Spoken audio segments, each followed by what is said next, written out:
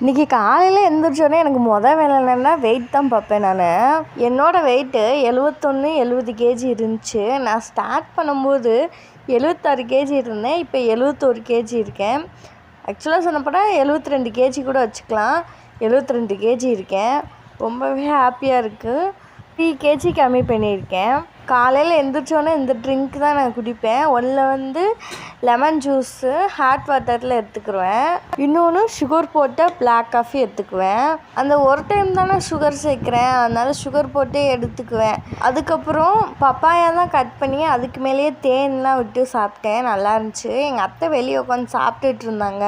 நல்லா மழை மேகமாக இருந்துச்சு, அதனால் கொஞ்சம் நேரம் வெளியே இருந்தோம்.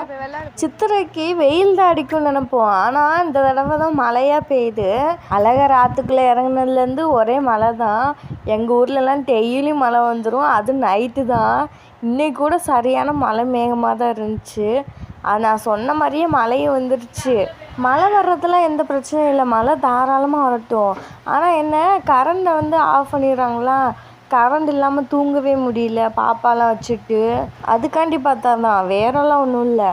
இந்த அப்பளப்பு எப்பயுமே நான் வீட்லேயே பொரிச்சிருவேன். வெளியெல்லாம் வாங்கி தர மாட்டேன் பாப்பாவுக்கு. வெளியெல்லாம் வாங்கி கொடுத்தா அவங்க எந்த ஆயிலில் பொரிக்கிறாங்க, எப்போ பொரிக்கிறாங்கன்னே தெரியாதா, அதனால் வீட்லேயே ரெடி பண்ணிடுவேன்.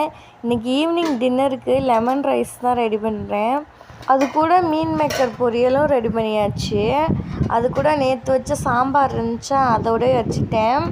தேங்காய் துவையல் ஃப்ரிட்ஜில் வச்சுட்டேன். ஏன்னா எனக்கு அவ்வளோவா பசிக்கலை. நான் காலையிலே ஹெவியாகவே சாப்பிட்டேன். கோதுமை தோசை சாப்பிட்டேன், 2 எக்கு போட்டு ஆம்லேட் வேறு சாப்பிட்டேன்னா சரி ஹெவியாக சாப்பிட்டோம்.